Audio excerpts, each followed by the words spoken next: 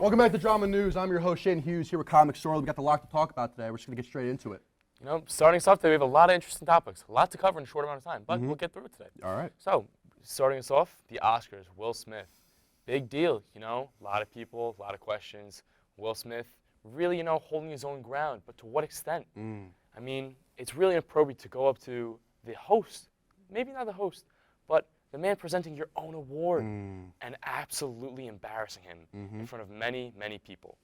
I got to be honest with you. I think it was very inappropriate and very unprofessional. If I'm going to be real with you, that's what they do. That's what hosts do. They come out. You mean we saw Peyton Manning a couple years ago at the NFL Awards? It was the ESPYs. ESPYs, yep.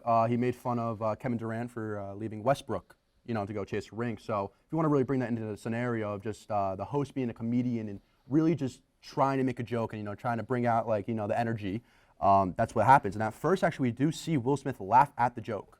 So that's what makes it even more concerning to me is that Will Smith laughs at the joke and then proceeds to still go up and slap him. Why did he do that?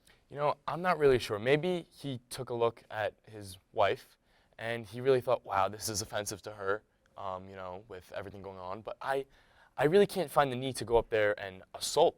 Assault is what it really is. Chris Rock decided not to press charges, which is good for him. He can take that respectively. But still, there's no room for that anywhere. Yeah. We're really going to talk about now, though. Whose side are you on, Rock or Will? To be honest, I'm not on any side. I think it's fake. You think it's fake? I fake? really do. If you look at the Oscars the past few years, ratings have been going. To be honest, I don't even know the Oscars were on. That's true. I mean, that's very true. I really think this is a fake topic, but we can play it this side, and if it is real, I'm going to have to side with Chris Rock here. That's true. Honestly, that could be the case here. It's something fake to try to bring the Oscars back up. Is honestly the views have been going lower, lower, lower. Honestly, I didn't even know it was on either. Kind of just saw it on social media and it was like, wow, this really just happened. It kind of sparked the Hollywood world. It did. So that's something we'll see go on and we'll really figure it out how it goes on. Speaking on a different topic now, New Jersey's very own St. Peter's losing the Elite Eight versus UNC. How do we feel about that? There comes a point where St. Peter's, a smaller school, very not known to the outside public besides New Jersey pretty much, coming up against an absolute powerhouse, UNC, who really has the opportunity to win the whole thing. So, there comes a point in time where you say, hey, you did all you could do, and this is about it. It's basically a payroll at this point. If we're thinking about like a mini accomplishment here, first 15 seed to ever make the Elite Eight, yeah. So now we're looking at the Final Four and all the new matchups. UNC Duke, first time ever. How about that? It's gonna be a great game. How you thinking? Coach K's final game. I think there's gonna be a little leniency, towards Duke. I think there has to be, but I really do think that they will come out on top. You think so? I'm gonna have to go with UNC here. I think their defense has just been showing. You could look at the game between St. Peter's and them, just shot after shot, just banking it. Every time. They have it like that, I think, and I think that they're going to come out on top versus Duke, which, sadly I don't want to say that because it's Coach K's final, run at this, but, I think I'm going to have to go with UNC here. I think, honestly, I have them winning the whole thing. I think they're going to wind up coming on top. So. It's a very good possibility. That is the opportunity. So what about the other game, though? What do we think? In Kansas, Villanova? Villanova doesn't exist, Shane. Sorry about that. Villanova? Yes. All right. Kansas, Villanova, who do you got? I'm going to have to take Villanova. Really? You think so? I think I'm going to go with that too as well. I think it's going to be UNC, Villanova in the championship, and I think UNC is going to come out on top. I'm going to have to take Duke. My bracket was messed up a long time ago. Yeah. I had Ohio State, big O guy, but didn't work out for me, It's not going to work out for anybody at this point. Yeah. So going on finally, we have Tom Brady coming out of retirement. How about that? Good for him.